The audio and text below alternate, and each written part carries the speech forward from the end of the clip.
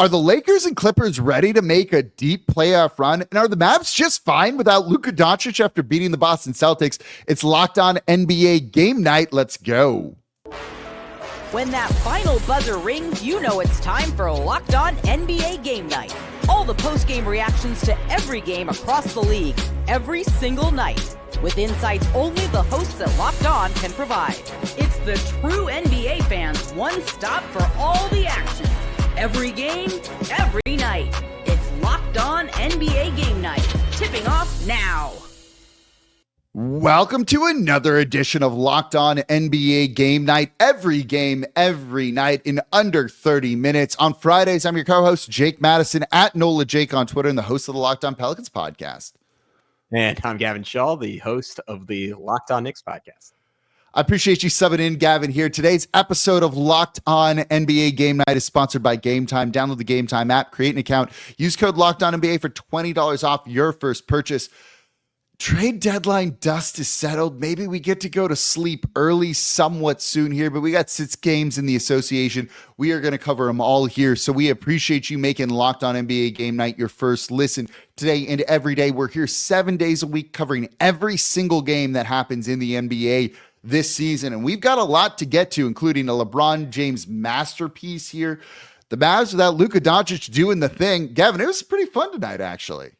Yeah, it was a fun night of hoops. LeBron joining, just pinch me if you've heard this before, joining Michael Jordan as the second player now over 40 to score 40 points in a game. Klay Thompson went off. Steph had some moments. It was a real throwback night, but some fun hoops while we're still waiting for Luka Doncic to debut with the Lakers and Anthony Davis to debut with the Mavs. All right, let's kick it over to Locked On Lakers. After the Lakers beat the Golden State Warriors 120-112 here, let's go over to Locked On Lakers for a little bit more.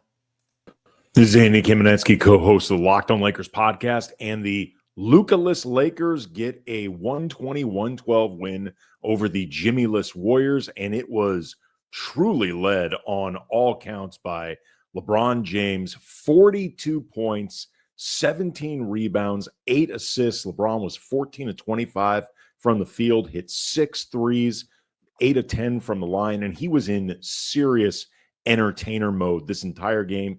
Sequence in the first half where he hit 3 threes on 3 consecutive possessions. The third one was at half court, and he was constantly just working the crowd, getting them into it. He was like a hype man before the main event, but also the main event. And nice support off the bench from Gabe Vincent, 15 points. Jared Vanderbilt, 14 rebounds. For more Lakers coverage, make sure you're watching Locked On Lakers on YouTube and listening wherever you get your podcasts.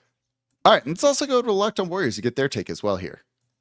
Steph Curry's taken 66 shots since Andrew Wiggins has been traded. Without the second scoring option that will be Jimmy Butler come Saturday, he's taken 66 shots, 35 of them against the Los Angeles Lakers, only hits 13 of them, 6 of 20 from deep, 37 points in the game. You would think that would be high score, right? Wrong. Other side of the floor, LeBron James, at 40 years of age, puts up one of the most impressive stat lines you will ever see for a basketball old man. 42 points in the game, 17 rebounds, 8 assists. From the floor, he was 14 of 25, 6 of 9 from 3, got to the free throw line 10 times.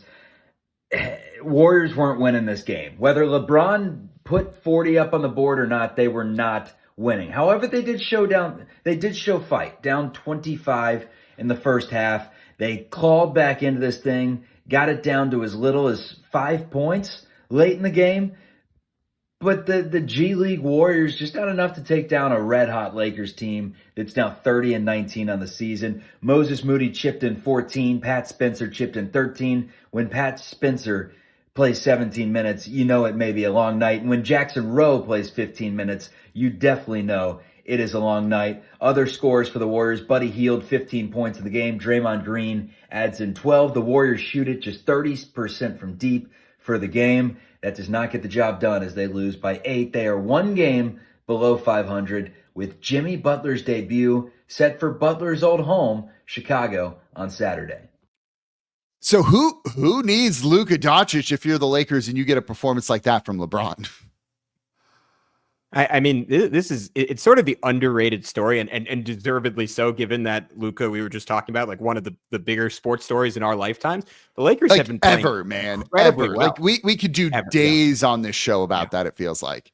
Yeah, I'm down. But they've been playing some of the best basketball in the NBA, even without him, even without Anthony Davis. Now for the last 4 or 5 games, they are 10-2 in their last 12. Coming into tonight's game, second best net rating in the NBA over that 11-game stretch, plus 11.7, only behind the Thunder. Win over the Heat, Clippers, Celtics, Knicks, beat the Warriors twice, 7th in offense, 3rd in defense. They've held up on that end of the floor exceptionally well without Anthony Davis. I give JJ Redick a lot of credit. I think a well-timed return for Jared Vanderbilt, where it feels like things have tilted there, where they have enough defenders, and that's going to be tested, obviously, when you insert Mark Williams, who's kind of hit or miss on that end of the floor, Luka Doncic, who's very hit or miss on that end of the floor, LeBron, who will turn it up come playoff time, but right now is not a great defender. But they found ways to supplement. They found ways to insulate. And LeBron, I mean, you heard it from both sides there. That 3-3 stretch, like I was jumping off my couch, Jake. Yeah, that was fun. That was iconic. Like throwing over the head passes leading to alley-oops, like perfect outlet after perfect outlet. He hit the 3 late. That essentially put the game away. It felt like an all-star game for him tonight. Yeah, look, you look at the Warriors on the flip side of this, and like this is the type of game. It's like, oh yeah, that's why they traded for Jimmy Butler. When you have Steph Curry with 37 points in this one, and no one else hits 20, it's like you've got to do. Look, they don't want to go in a rebuild, especially while he's there. You don't want to trade him away as just like the icon of the franchise. They had to do something, and this game is like, oh yeah, look, it doesn't ever end well with Jimmy Butler, but if you can get out 2 years of him, it feels like it's worthwhile, right? Yeah, absolutely. I mean, look, I think this sounds weird to say given that they've won a championship, but I think the Warriors front office has generally badly botched the post Kevin Durant era. Obviously, no, they have. The original sin was James Wiseman, but trying the two timelines, yeah, not going all in on Steph. I think they got really lucky in 2022 just because Steph was for a month far and away the best player in basketball. Andrew Wiggins had a stretch that he will never replicate again. He was extraordinary. Hasn't been that good before. Hasn't been that good since. And they got lucky that Jamal Murray tore his ACL, because I think that Nuggets team would have had a 3-year run where they were clearly the best team in the league. Instead, a window opened up. Steph punched right through it, took advantage, but he's needed help for a long time now. Like I mentioned it the other week on the pod, like he, for 10 years, he had not had a 4-game stretch where he had 4 games of 21 points or less in a row. He had 6 before these last 3 games. Like he is simply not the same guy. And you see nights like this where they're saying, hey, Steph, take 35 shots. Like he can still do it. It's not going to be efficient anymore. 3-4 years ago, he could have scored 50 and gone toe-to-toe with LeBron. It's not happening anymore. He's not quite that guy. So I would put this in the category of too little, too late, but I appreciate Golden State making a move and making the most of a guy, unlike so many stars in the NBA today, Jake, who actually wants to finish his career where it started in Golden State. Look, you at least got to give him credit for trying. I don't know what's going to happen with Jimmy Butler here, and it could blow up in their faces. There's no reason for them to rebuild around Steph Curry. Go for it. Try it. If it ends in like a big explosion, hey, you got to give him credit for at least trying here. Yeah. Let's go across town to the Los Angeles Clippers losing to the Indiana Pacers 119-112. Let's kick it over to Locked On Pacers for a little bit more. What on earth? That was an insane game. Pacers win in LA. They beat the Clippers. They were down 5 with under 200 seconds to go, and then a dominant 19-7 finish for the Pacers to get this win over a pretty good Clippers team. Pacers 4 games in a row where they've played pretty poorly for most of the game and found a way to win in crunch time. That's what good teams do, and the Pacers continue to do it. The story of this game was Pascal Siakam, magnificent, 33 points, 11 rebounds, great defense on Kawhi Leonard. He just loves playing in LA. They call him California for a reason, and he showed it again today. And the Pacers just keep finding a way. This one, the game of runs, was unbelievable. Pacers down 20 at the end of the first quarter. They had not won a game all season when they trailed by 20 or more after a quarter. They found a way today. The comeback team continues. They stay at 4th in the East after a crazy trade deadline. We'll have more on Locked On Pacers. This was like dominated by the Clippers and looked like they were going to run away with it. The score was 42-22 after 1 for the Clippers. The 19 points in the second quarter, 42 for the Indiana Pacers. This type of game, is what I've been worried about the Clippers all season long. They're well coached, really good defense, but the offense has looked disjointed. This was the most minutes I think Kawhi Leonard has played all season here. Is this the version of him you're going to get? Or are you going to get a dip? Or are you going to get like the Kawhi we're all waiting to see? That's maybe the biggest question for the Clippers going forward. Yeah, 100%. I mean, because he's their ceiling, right? And look, there was always going to be. I think it was almost smoother when they had him on that minutes restriction and they said, hey, no matter what, you're playing less than whatever it was, 22, 24 minutes, because he was a luxury piece at that point. And now he's a feature. And look, Kawhi is always additive, but you look at the 5 turnovers tonight, only gets to the free throw line once. And you're wondering if he can still be that guy on a night-to-night basis. He's had great stretches. Like I go back to that Spurs game a week ago, 27, 7 and 6. Like he had that insane. I'm trying to remember which game it was. I want to say it was against the Bucks where he had the behind the back to split the Giannis double into like the MJ up and under. Like it seems like the athleticism's still there. You're just looking for some consistency night to night. And Tony said it. They were up, what was it, 105, 103 with like 3 minutes to go in this one, and Indiana just had way more juice down the stretch of this game, which typically when a team comes back from 20 plus down, they die down the end of these games. And instead, Mathurin hit a 3 that somehow bounced in. Halliburton, like rebound, push, danced into a step back 3, then stole an entry pass. He went coast to coast. He was amazing down the stretch of this game. Tony said it, 19 points in the final, 313. And in Indiana, it wasn't pretty. They've now won 19 of their last 25. They've been playing great basketball after a pretty poor start. Yeah, they started off slowly, and then you're like, oh, that's a team that we saw last year that was kind of like the darling of the NBA. 25 points for Mathurin, 33 for Pascal Siakam here. Norm Powell, 22, continues to be disrespected at large by the NBA, in my opinion here. I think he's been awesome this season. It would have been a cool story if both the LA teams won and we could do an LA focus like you're winning, you're making a run here. That didn't end up happening here as the Pacers got the win. So coming up next here on Locked On NBA Game Night, the Mavs just totally fine, even though they have Luka Doncic. Also, the Sacramento Kings, that's not a great loss here. Let's break it all down. That's coming up here on Locked On NBA Game Night. Today's episode of Locked On NBA Game Night is brought to you by Robinhood. With Robinhood Gold, you can now enjoy the VIP treatment, receiving a 3% IRA match on retirement contributions. The privileges of the very privileged are no longer exclusive. With Robinhood Gold, your annual IRA contributions are boosted by 3%. Plus, you also get a 4% APY on your cash in non-retirement accounts. That's over 8 times the national savings average. The perks of the high net worth are now available for any net worth. So the new gold standard is here with Robinhood Gold. To receive your 3% boost on annual IRA contributions, sign up at Robinhood.com/gold. Investing involves risk. Rate subject to change. 3% match requires Robinhood Gold at $5 a month for 1 year from first match. Must keep funds in IRA for 5 years. Go to Robinhood.com/boost. Over 8 times the national average savings account interest rate claim is based on data from the FDIC as of November 18, 2024. Robinhood Financial LLC, member SPIC. Gold membership is offered by Robinhood Gold LLC.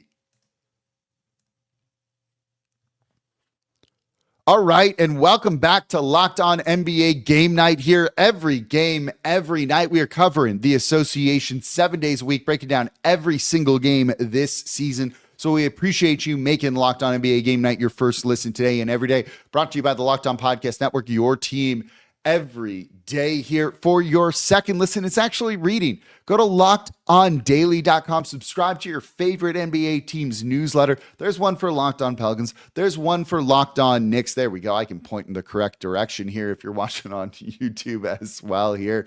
I've been like addicted, by the way, to Locked On Mavs and their newsletter after the Luka Doncic trade. So let's dive into that one here. They just beat the Boston Celtics 127-120.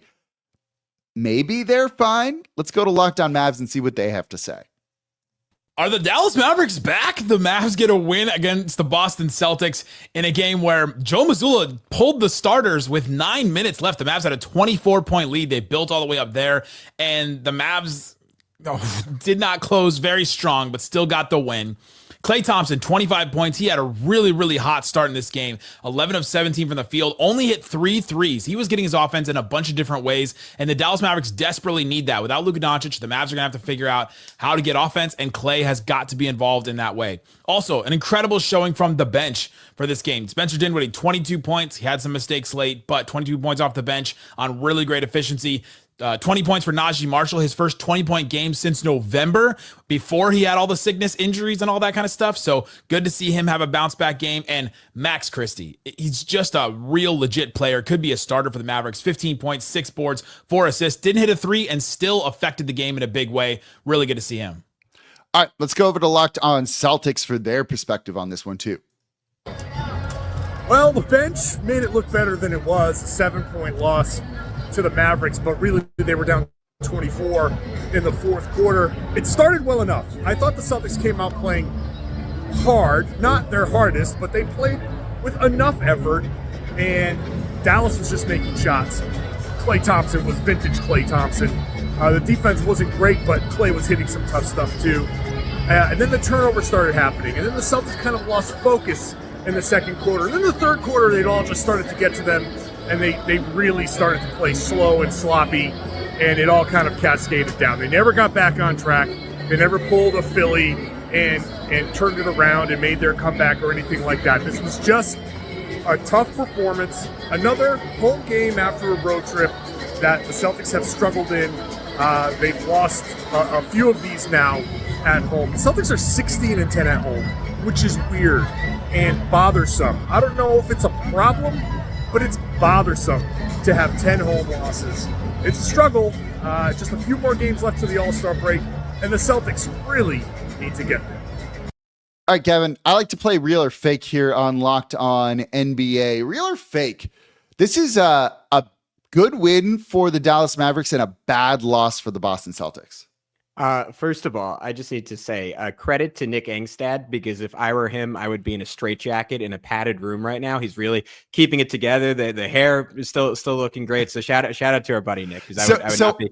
Yeah, I texted him after that, like a couple days after. I think it was like on Monday. I texted him. I was like, one, I had a question for him, like a locked on question. I was like, one, first and foremost, like, how are you doing is what the question was. And then 2 was like my real question. His response was 1, dealing, which tells you probably where they are right now. Yeah. Okay. All right. So I'm gonna say, can I say both? I'm gonna say both. I'm gonna say really good win for Dallas. I think the irony of all this for me is that outside of this Luka trade, I would have had Nico Harrison in the running for executive of the year. I think they built the perfect team, ironically, for Luka Doncic, because they are just surrounding him, or they had surrounded him. Sorry, Nick and Mavs fans everywhere, with these top tier 3-and-D guys, right? Like, it is the perfect route. Like, you have Kyrie, like dream, hyper skilled secondary shot creator. You have the 2 centers giving you rim protection in Gafford and Lively when he's healthy. PJ Washington not playing tonight. Mavs without 3 starters, still getting this done. Like 3-and-D galore, 3-and-D plus, like with his ability to attack off the dribble. I think Spencer Dinwiddie, even with Luka, was important. Now he takes an even more outsized role on this team. The Najee Marshall signing, your guy Jake, has worked out exceptionally well. He played some small ball 5 for them, really held up in those minutes tonight. And Klay Thompson, like, again, in a world where he got to play with Luka, like, it's a weapon to have one of the 2 greatest shooters of all time with like one of the greatest big creators of all time. So I think this is a really well-built team. And even post Luka, they are still really well built. I watched them beat the Knicks earlier this year without Luka. Now they beat the Celtics without Luka or AD. It combined 57 in this one from Najee Marshall, Spencer Dinwiddie, Max Christie. I thought, like, Klay, shout out to him, throwback game. I thought Christie was maybe the standout for me. He has had such an impressive, like, uptick this year from a guy who was sort of a fringe rotation player to just being solid, right? Beating closeouts, getting a dunk to end the third quarter off a nice cut, hitting threes, making extra passes, playing good defense. Ironically, a lot of the same stuff they were getting from Quentin Grimes. Maybe that's why they felt comfortable trading him away and having Cody Martin now under team control, despite the injury concerns. I think this is still a really well-built team. I think they're going to be a tough out in the playoffs. Not the ceiling that they had with Luka, but there's still a lot of good things in Dallas. Well, it also feels like their floor could be raised, right? Like, this is a good win for him. 57 bench points, like, isn't a fluke against a very deep and good Boston Celtics team here, I think. And when you see them do that and you're like, oh yeah, they're going to add Anthony Davis and it'll make them even better. They were already good defensively. You add Anthony Davis into that mix, and I think that really does kind of maybe raise their floor a little bit. So it means maybe you'd go, it's a little less boom or bust with that team, which they could have been here, but there's still going to be a tough out, right? That's what Nico Harrison is kind of basing this whole deal on. If I win a title in the next 2 years, cool, I'm absolved of this. It doesn't matter. We got the title. That's ultimately what it comes down to in the NBA here. So they're still going to be very good. They're still pretty deep here. And you saw it in this one. For the Boston Celtics, the home record is a little bit weird, as John mentioned here in his video right there. Just it felt like an off night for the Boston Celtics, if that's a fair way to put it. Yeah, well, we should note for context, 37-4 at home this year. And you heard the number John said, 16-10. So before the All-Star break, already 6 more losses at home than they had a year ago. And I'm with him because I didn't check the numbers tonight, but I believe coming in, only team in the NBA top 5 offense, top 5 defense, all the talents there. Everyone's healthy. No one's playing too many minutes. Peyton Pritchard is clearly ascended to a different level than he was at last season. Like, on paper, like, they're still the best team in the NBA. They should still be the favorite. Like, my rational brain says this is just a team that doesn't care that much about the regular season, because I don't think, even shout out to Cleveland for getting DeAndre Hunter, I don't think they're scared of the Cavs. I don't think they're scared of my Knicks. They're definitely not scared of the Bucks. Definitely not scared of the Sixers. Like, I think this is a team that is unconcerned. And yet I also have what I think John was getting at. And I'm curious if you have this feeling too, Jake, this nagging feeling of like, it just doesn't quite look or feel right. And last year there was like this little bit of FU to this team where they took pride in just in having a good team come in and ripping them to shreds and being up by 20 at some point every single night.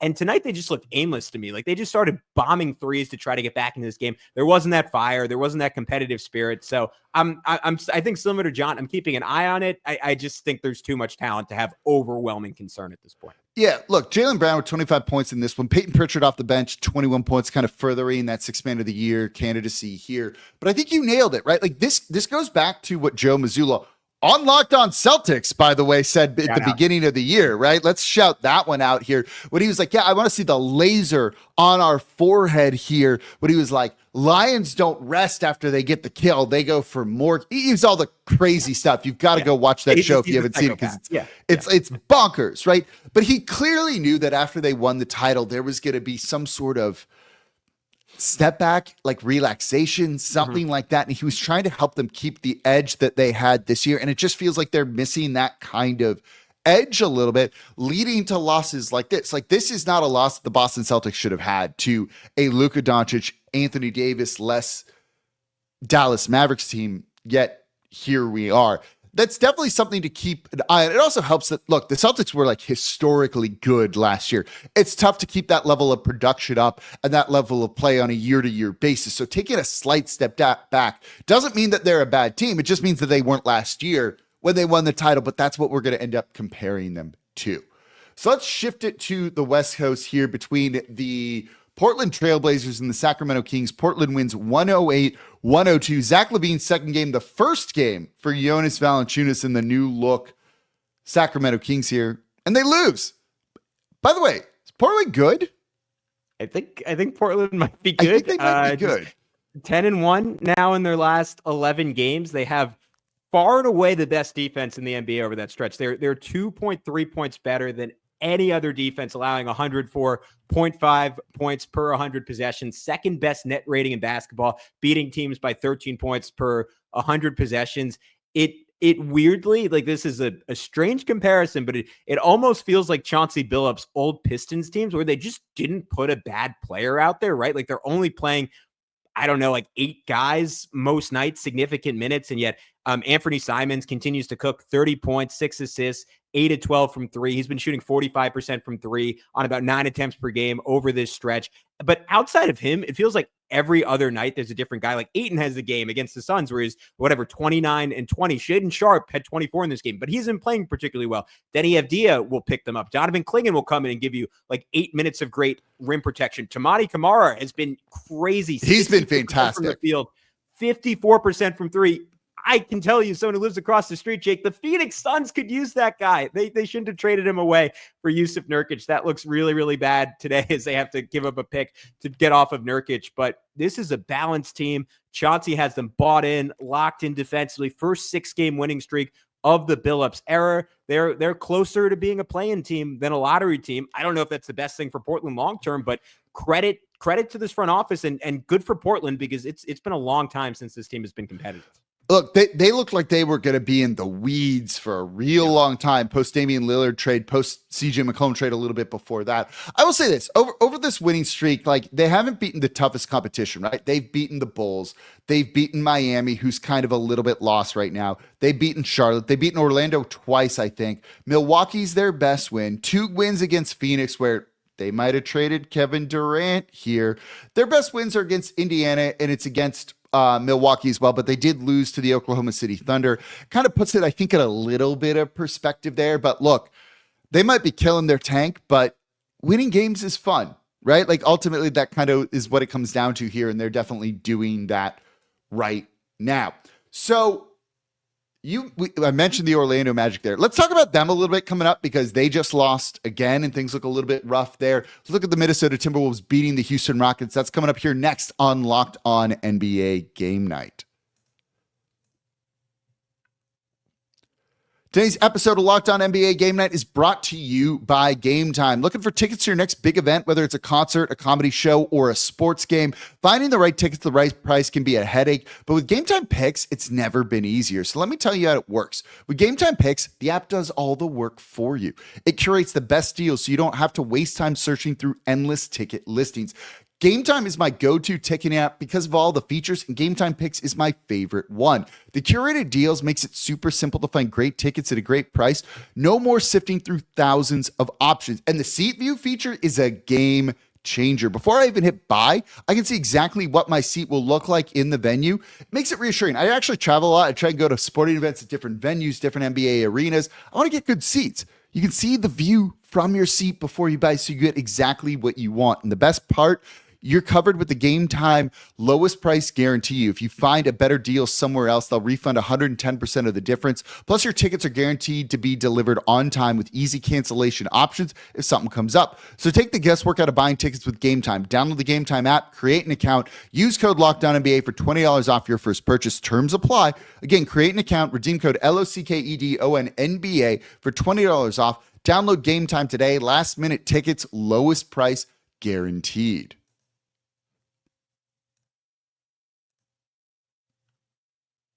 And thank you for making Locked On NBA Game Night your first listen today and every day. We're here Monday through Friday, the top daily, not Pelicans podcast, but NBA podcast, 7 days a week, covering everything you want to know about the NBA here in all of the games this night. For your second listen, look, man, all week it's been Locked On Mavs because that show has been entertaining after the Luka Doncic trade here. Go make them your second listen today. So we got 2 more games that we are going to cover here on Locked On NBA Game Night.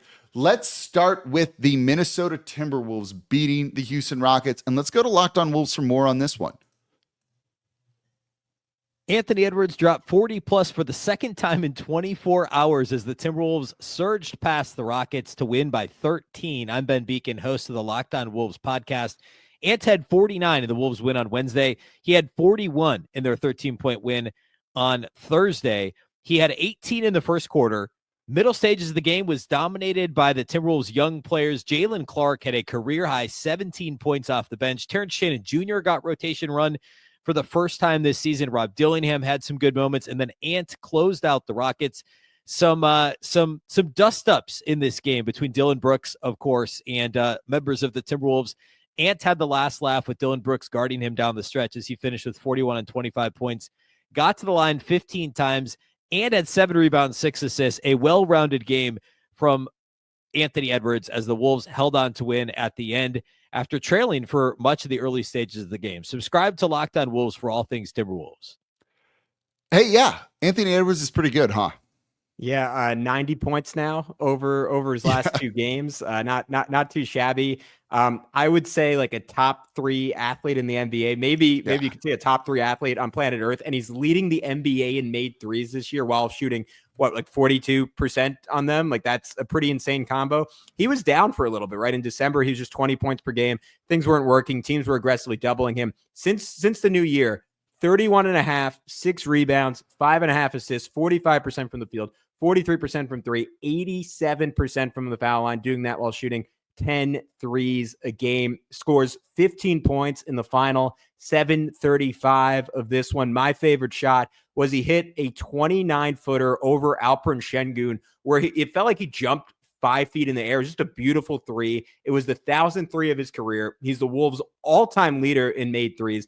And then next possession gets Dylan Brooks on a switch, goes between the legs 3 times into a step back, 28-foot three, cash, got his own rebound to possession after that, splits a double and 1 banker, 15 points, final 7:35. The Rockets give up 3 offensive rebounds in the final 4 minutes, leading to 9 Timberwolves points. That combined with Ant's shot making was the difference to me. They hadn't lost more than 2 games in a row all season, Jake. They've now lost 5 in a row. Yeah, they're hitting that wall, and you kind of look at them and it's like, well, if you wanted to make a bigger leap this year, you should have made a move at the trade deadline. But I think their plan of just sticking with their young guys, toughing out this season seems like the right one here. 28 points for Jalen Green on the night. One more game here, and I want to talk a little bit more about this one because what is going on with the Orlando Magic? A loss to the Denver Nuggets, 112-90. Let's go over to Locked On Magic for more. This is Philip Rossman-Reich, the host of Locked On Magic, as the Orlando Magic fall to the Denver Nuggets 112-90. And you're not going to believe what the story of this game was. You're not going to believe it one bit. The Magic scored only 90 points. They don't have enough offense. They don't have enough shooting. They don't have enough scoring. And when teams are able to bottle up Paolo Banchero and Franz Wagner and no one else steps up to the plate, the Magic are going to have nights like this. Now, there's a lot working in this game. Your Orlando Magic were traveling east from Sacramento for a back-to-back in Denver on the last game of a road trip and the last day of 3 games and 4 nights. That is always very, very difficult. And this was always going to be a schedule loss. So losing to the Denver Nuggets is not the problem. And honestly, like even the deficit, it's a problem, but it's not anything we didn't know. The disappointing part is the juxtaposition of this being after the trade deadline. When we all knew the Magic needed to add shooting and add offense, the Magic didn't. And what did they do that first game after the team was given the faith that they are enough? They laid an egg. They couldn't make a 3 to save their lives, even when they were open. Oh, okay. That cut off. But we get the idea of what's going on with their offense here, and it's definitely not a good thing. Real or fake? Them not making a move at the trade deadline was a big mistake.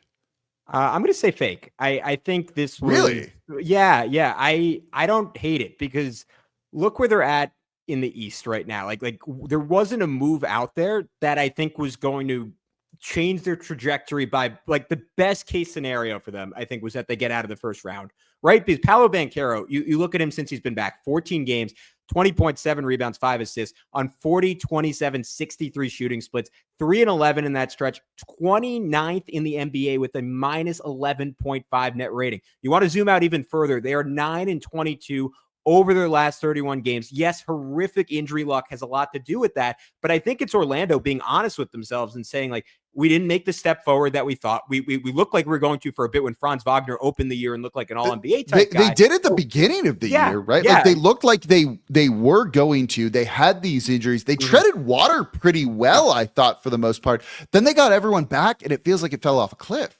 Yeah, and I think there's something. I think they were Jamal Mosley, to his credit, was just relentlessly pushing this team. They were playing football every night. Like that's why Jalen Suggs got hurt. He was like landing on his shoulder every single night. Like you watch them against the Knicks. It's like foul on the arm, foul on the arm, foul on the arm, aggressive, vicious basketball because that was the only way they could win games. And I think they got Paolo and they got Franz back and they're like, great, you guys can carry us now. We're going to relax just a bit. And because those guys have, particularly Paolo, have not been the same as they were early in the year, It's just not working. And Franz blew up when Paolo got hurt. They found a rhythm. They found identity. I don't think they have a clear-cut identity with those two guys.